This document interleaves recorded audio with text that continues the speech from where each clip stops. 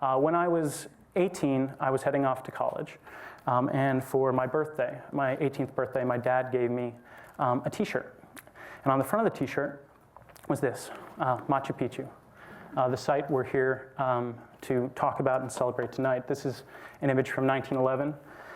And I had heard of Machu Picchu before, but I didn't recognize the guy in the back. This was the t-shirt my dad had picked up at the Peabody Museum of Yale, which is where Bingham eventually stored a lot of his artifacts. And this was Hiram Bingham. I'd never seen his image before, but he's striking. I mean, he's very tall, he's 6'4", he's handsome. He wears jodhpurs like the best of them. And as I got into college, I eventually came to understand why. It was very exciting to go to Yale University, where Bingham himself studied and where he did a lot of his work later on. And but I regret to say that I did not end up becoming an archeologist. I had, as many people do their freshman or sophomore year, a crisis of sorts and started doing literature and history instead. But it brought me back to Latin America.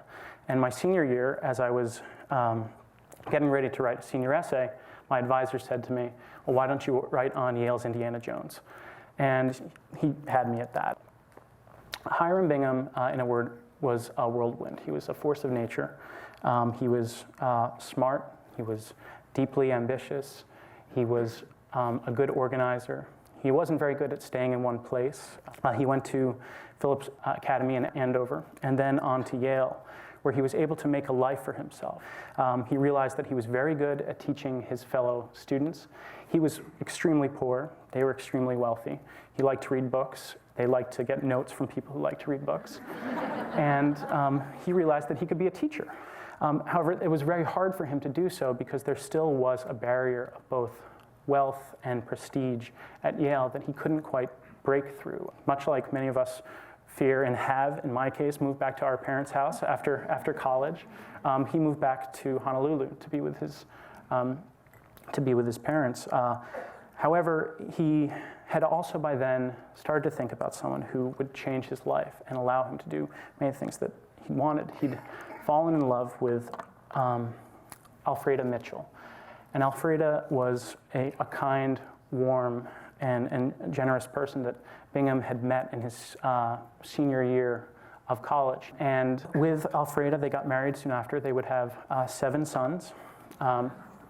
They came to live in a very large houses in Cambridge, where Bingham went to the University of Harvard University for his doctorate, and then in New Haven.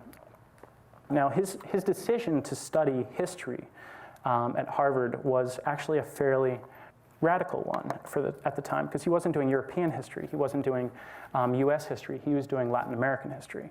And he believed that he was the first person to ever be hired specifically to teach Latin American history in the US. Bingham believed that the US had a future in the region that would need experts like himself in politics and economics and history to lead. After a few years of teaching, he found himself getting anxious at being chained to teaching undergraduates, and he instead decided to embark on a new phase of his life and career as an explorer.